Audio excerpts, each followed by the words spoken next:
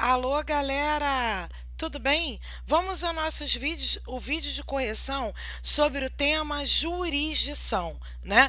Tá todo mundo numa grande euforia por conta da decisão do TJ que disse da republicação do edital agora no dia 1º e segundo pela mudança do conteúdo programático do edital. Mas para você que está na vibe dos estudos, eu não poderia deixar de divulgar o nosso vídeo de correção sobre jurisdição. Primeiro porque eu acredito que a alteração do edital ela vai estar mais presente na parte de legislação específica, dada a legislação já revogada. Agora, sobre a questão que foi posta na semana passada, que trata da teoria da acessão, e nós sabemos que a teoria da acessão, ela também está ligada à teoria eclética da ação, que é a teoria que é adotada pelo STJ e também, né, a condição da ação presente no artigo 17 do Código de Processo Civil, que assim afirma que para postular em juízo é necessário ter legitimidade e interesse. A teoria da acessão ela está ligada quais são os momentos processuais que o juiz pode fazer essa apreciação e qual a consequência jurídica do reconhecimento de quando está ausente a legitimidade e o interesse. Nós já sabemos que uma vez posta a ação e o juiz, ao receber a petição inicial e verificar que não está presente legitimidade e interesse, o juiz procede à extinção do processo sem resolução do mérito, na forma do artigo 485, sendo esta uma sentença terminativa, produzindo uma coisa julgada formal. Porém, se a análise da legitimidade e interesse se der no momento posterior ao da petição inicial, de repente na fase de saneamento, nas providências preliminares, a conduta do juiz não será da extinção. Nesse momento, o juiz proferirá uma decisão de mérito. Por quê? Porque a narrativa do autor na petição inicial firma a sua legitimidade. Porém, a sua legitimidade e o interesse pode ser percebido ou apurado melhor pelo juiz no momento posterior. E se, percebido pelo juiz e constatado que de fato falta a legitimidade, e o julgamento do juiz não será extinção. Ele julga o processo improcedente numa sentença com resolução do mérito, na forma do artigo 487, sendo esta modalidade de sentença definitiva e produzindo uma coisa julgada material. E é sobre esse tema que aborda a questão da correção de hoje. Abre o seu material e vamos lá. Então, ele quer saber, segundo a teoria da acessão, que você já sabe que tem a ver com a verificação da legitimidade e do interesse. Vamos lá, na alternativa A. O juiz deve estrita observância aos limites do pedido, não podendo julgar além, ultra, a quem, citra e fora, extra do pedido do que foi postulado pelas partes. Esse aí, ele sobreleva o princípio da distrição, da correlação ou da congruência, ou seja, o juiz não pode, na hipótese de uma acumulação, deixar de julgar um dos pedidos, porque você sabe que cumular é fazer mais de um pedido. Essa acumulação, ela pode ser alternativa, ela pode ser subsidiária ou pode ser ainda uma acumulação simples. Se você pediu 10 mil, o juiz não pode julgar em 12, porque aí ele estaria julgando além. Não pode te dar uma coisa que você não pediu. E se você postulou 2 pedidos, ele não pode deixar de julgar um dos pedidos, né? Como a gente fala, julgar, a ideia que nós temos, que é do pronunciamento de sentença, e que quando a sentença é citra, extra e ultra petita, também são conhecidos como os vícios da sentença, que serão corrigidos através de embargos de declaração. Então, a letra A, nós temos aí presente a intitulação do princípio da adstrição, da correlação ou da congruência. Lembrando que o enunciado pede a teoria da asserção.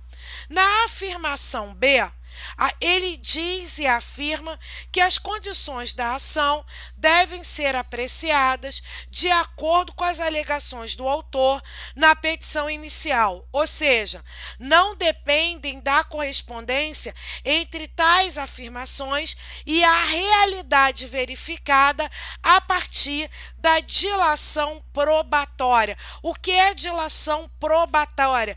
Da fases de provas. Então, na teoria da asserção, tem-se entendido que a narrativa da petição inicial leva à legitimidade. Daí o porquê que essa verificação pode ocorrer depois da fase probatória. Então, aí você vê, ó, aqui eu faço um pequeno resumo para você que faz com que a alternativa B esteja correta, né? E aí falo o porquê. Depois da fase probatória, se o juiz concluir pela inexistência da legitimidade, ele vai julgar improcedente na forma definitiva, ok? Na letra C, ele assim afirma: trata-se da teoria, lembre-se que ele quer da asserção. Você já sabe que a alternativa correta é a letra B, então automaticamente nos leva a crer que a C também está igualmente errada. A teoria relacionada à impugnação das decisões judiciais que delimita o efeito devolutivo. E você sabe que o efeito devolutivo está ligado ao duplo grau de jurisdição, devolver a matéria à reapreciação. Não se trata, então, na teoria da asserção, e sim no princípio do duplo grau de jurisdição, que está ligado ao reexame de provas. Então, você tem que entender que toda a prova pode ser reexaminada em 2 oportunidades. E o efeito devolutivo, devolver, reapreciar. Uma coisa que eu apreciei aqui, eu vou devolver à instância superior. Eu vou pedir a apreciação da instância superior.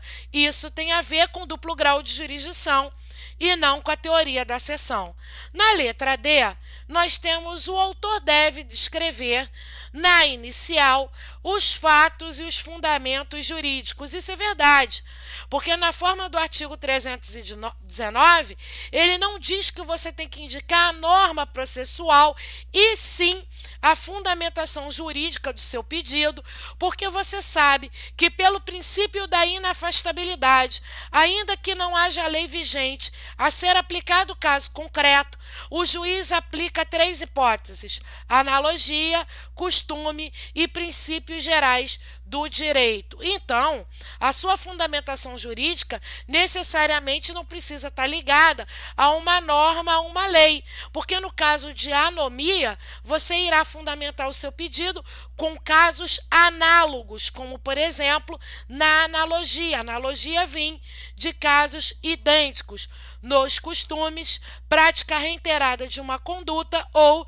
nos princípios gerais do direito.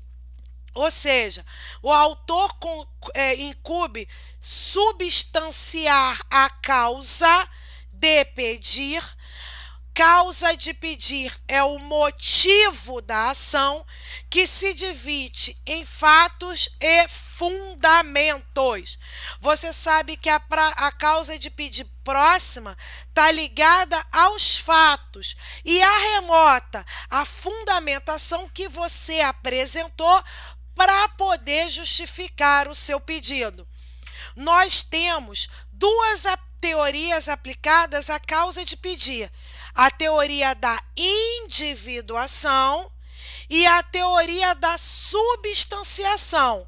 Lembrando que na teoria da substanciação, que é a teoria que é aplicada pelo nosso direito, a gente diz que tem que dar os fatos e a fundamentação, enquanto na teoria da individuação usa aquela máxima: dai-me os fatos que lhe darei o direito.